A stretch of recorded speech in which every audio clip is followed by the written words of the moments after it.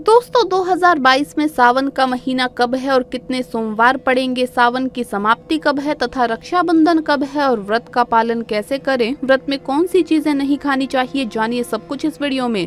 नमस्कार दोस्तों, स्वागत है आप सभी का एक बार फिर से। दोस्तों सच्ची श्रद्धा से कमेंट्स में जरूर लिखे हर हर महादेव। दोस्तों सावन का महीना शिव भक्तों के लिए प्यार की सौगात लेकर आता है। यही वो महीना है जिसे हम प्यार का महीना भी कहते हैं। साथ ही साथ शिव भक्त बड़ी जोरों शोरों के साथ सावन के महीने का बड़ी ही बेसब्री से इंतजार करते हैं। सावन में भगवान शिव धरती पर आकर अपने हर भक्त के घर में वास करते हैं और उनकी सच्ची भक्ति से उन्हें धन धान्य करते हैं। सावन का हर एक दिन बहुत ही शुभ माना जाता है। हर दिन पवित्र होता है, हर दिन भगवान शिव की पूजा की जाती है। लेकिन सोमवार के व्रत की बात ही कुछ और होती है। दोस्तों आपको बता दें, इस बार सावन का महीना 2022 14 जुलाई दिन गुरुवार के दिन पड़ेगा।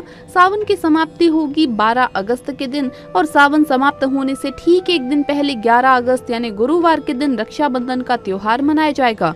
दोस्तों आइए अब जानते हैं सावन के इस पवित्र महीने में कितने सोमवार पड़ेंगे और आपको कितने व्रत रखने हैं। आइए जानते हैं। सावन माह का पहला दिन 14 जुलाई दिन गुरुवार है। सावन का पहला सोमवार व्रत 18 जुलाई दिन सोमवार को है। दूसरा सोमवार व्रत 25 जुलाई। सावन का तीसरा सोमवार व्रत 1 अगस्त। सावन का पवित्र चौथा व्रत 8 अगस्त के दिन पड़ेगा। दोस्तों ऐसे में कुल मिलाकर 4 सोमवार पड़ेंगे और अंत में 12 अगस्त यानी शुक्रवार के दिन सावन समाप्त हो जाएंगे। दोस्तों ऐसे में आइए हम जानते हैं सावन के इस पवित्र महीने में कौन सी गलती नहीं करनी चाहिए जिससे कि शिव जी नाराज ना हो जाए। और सावन व्रत में ये फल कभी भी नहीं खाना चाहिए, नहीं तो भगवान भोलेनाथ आपसे क्रोधित हो सकते हैं, आपका व्रत टूट सकता है। आइए जानते हैं ऐसी सावधानियां जिसे भूल कर भी नहीं करना चाहिए। दोस्तों नंबर 1, शास्त्रों में कहा गया है कि व्रतधारी को उधार मांगकर फल आदि नहीं खाना चाहिए, इससे पाप लगता है और व्रत अधूरा रह जाता है। सोमवार का व्रत हो या कोई भी व्रत क्यों ना हो, पड़ोसियों से मांगकर व्रत आदि में फल आदि नहीं खाना चाहिए। व्रत में उधार मांगकर खाने से व्यक्ति का व्रत झूठा हो जाता है। ईश्वर की शरण में आने पर व्यक्ति को झूठ नहीं बोलना चाहिए, कर्ज नहीं लेना चाहिए, चुगली आदि नहीं करना चाहिए, उधार मांगकर भी नहीं खाना चाहिए। अगर आपको कोई अपनी मर्जी से खाने के लिए व्रत में कुछ देता है तो उसे आप खा सकते हैं, लेकिन व्रत में कम से कम उधार मांगकर फल आदि नहीं खाना चाहिए, इससे पाप लगता है और व्यक्ति की पवित्रता भंग हो जाती है। नंबर 2, सोमवार का व्रत हो या सावन का व्रत, आपको नाशपति नहीं खाना चाहिए। दरअसल इस फल का नाम ही नाश यानी नाश करने वाला होता है, इसीलिए इस फल को व्रत में नहीं खाना चाहिए। व्रत आदि को छोड़कर किसी और दिन आप कभी भी इसे खा सकते हैं, लेकिन अगर जिस दिन आपका व्रत हो उस दिन नाशपति का सेवन आप करते हैं तो इससे भगवान शिव आपसे क्रोधित हो सकते हैं। नंबर 3, कुट्टू या सिंघाड़े का आटा खाने से भी आपका व्रत टूट सकता है। आपको बता दें, लंबे समय से रखा हुआ आटा आपका व्रत भंग कर सकता है। दरअसल पुराने आटे में घुन आदि कीड़े वगैरह पड़ जाते हैं जो ठीक तरह से दिखाई भी नहीं देते। ऐसा आटा खाने पर दरअसल आप मांस का सेवन करते हैं और व्रत में मांस खाना घोर पाप के बराबर माना गया है, तो इससे आपका व्रत भंग हो जाता है। व्रत में ताज़ा आटा खाना चाहिए। लंबे समय से रखे हुए आटे में कीड़े पड़ जाते हैं, ऐसा कभी भी ना करें। दोस्तों सावन के महीने में महादेव को ऐसे बेलपत्र कभी भी नहीं चढ़ाने चाहिए, बहुत ही अशुभ माना जाता है। पौराणिक मान्यताओं के अनुसार बेलपत्र चढ़ाने से शिव जी का मस्तक शीतल रहता है। बेलपत्र से भगवान शिव की पूजा करने से दरिद्रता दूर होती है और व्यक्ति सौभाग्यशाली बनता है। इससे हनुमान जी प्रसन्न होते हैं क्योंकि वो शिव के ही अवतार हैं। दोस्तों पहले आप ये जान ले कि बेलपत्र का उपयोग और इसके लाभ कैसे मिलते हैं। नंबर 1, तीनों लोकों में जितने तीर्थ स्थल प्रसिद्ध हैं वो सभी तीर्थ स्थल बेलपत्र के मूल भाग में स्थित माने जाते हैं। नंबर 2, यदि बेल का वृक्ष घर के बीचों बीच या पूर्व दिशा में लगा हो तो घर में धन धान्य की कोई भी कमी नहीं रहती और परिजन खुशहाल रहते हैं। नंबर 3, जो व्यक्ति बेल के वृक्ष की गंध पुष्प आदि से पूजा अर्चना करता है उसे मृत्यु के पश्चात शिवलोक की प्राप्ति होती है। दोस्तों आइए अब जानते हैं बेलपत्र से जुड़ी कुछ खास बातें।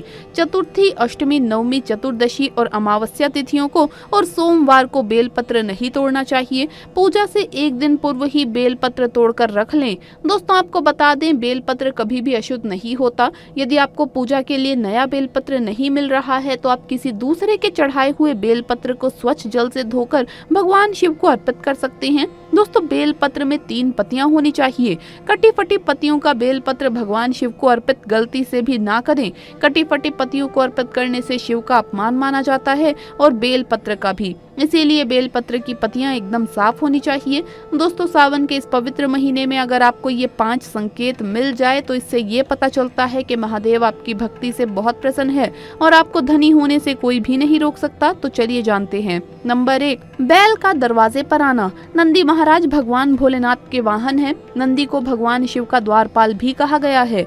नंदी महाराज को बुद्धि और ज्ञान का प्रतीक माना गया है। शिव के मंदिर के बाहर हमेशा नंदी महाराज विराजित रहते हैं। लेकिन अगर सावन के इस पवित्र महीने में अचानक से नंदी महाराज आपके दरवाजे पर आ जाए और घर की चौखट को सींग मारने लगे, तब आपको समझ लेना चाहिए कि भगवान शिव आपके घर में आने वाले हैं, क्योंकि ये उनके आने का एक संकेत है। भगवान शिव आपकी भक्ति से बहुत प्रसन्न है और आपके घर में खुशियां आने वाली है। आपको धनी होने से कोई भी नहीं रोक सकता। लेकिन याद रहे, नंदी महाराज को तिलक लगाकर मीठे का भोग जरूर लगाइए। दोस्तों, नंबर 2, सावन के पवित्र महीने में अचानक से आपके सपनों में अगर शिवलिंग दिखाई दे जाए, अर्थात भगवान शिव दिखाई दे जाए, तो इससे आपको ये समझना चाहिए कि अब आपके जीवन से परेशानियों का अंत जल्दी हो जाएगा। भगवान शिव आपकी सच्ची आराधना भक्ति से बहुत खुश है और वो आपके घर में आने वाले हैं। ऐसे में याद रहे, शिव की भक्ति में कोई भी कमी नहीं आनी चाहिए। घर को गंदा ना रखें, क्योंकि आपके घर में भगवान शिव आने वाले हैं। नंबर 3, शास्त्रों के अनुसार माना गया है कि नीलकंठ भगवान शिव का प्रतीक है। अगर आपके घर में सावन के महीने में नीलकंठ छत पर आकर बैठ जाए तो उसे भूल कर भी भगाना नहीं चाहिए, क्योंकि ये भगवान शिव का प्रतीक माना गया है। ऐसे में आपको खुश होना चाहिए, क्योंकि भगवान शिव आपकी भक्ति से बहुत खुश है। शास्त्रों में बताया गया है कि नीलकंठ अगर मनुष्य के घर पर आकर बैठ जाए तो साक्षात घर में महाशिव के आने का संकेत माना गया है। नंबर 4, सावन के पवित्र महीने में अचानक से घर में काला सांप निकल आए तो बहुत ही शुभ माना जाता है। इसे बिल्कुल भी ना मारे, ये भगवान शिव के आने का संकेत है। जिनकी भक्ति से महादेव प्रसन्न होते हैं, तब महादेव किसी खास अवसर पर ही अपने दर्शन देते हैं। सावन का महीना बहुत ही पवित्र माना जाता है। यही वो महीना है जिसमें भगवान शिव धरती पर आते हैं और उसी घर में अपना वास बना लेते हैं जो सच्चा भक्त होता है।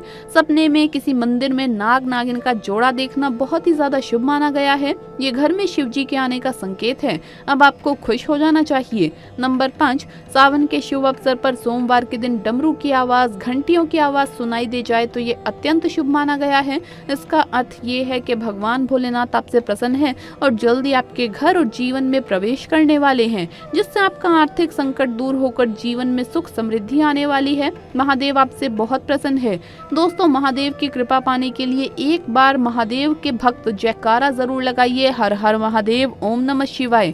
वीडियो अगर अच्छा लगा हो तो इसे लाइक करें, अपने दोस्तों के साथ शेयर करें और अगर आपने अभी तक चैनल को सब्सक्राइब नहीं किया है तो सब्सक्राइब करके बेल आइकन जरूर प्रेस कर ले। हर हर महादेव, जय महाकाल।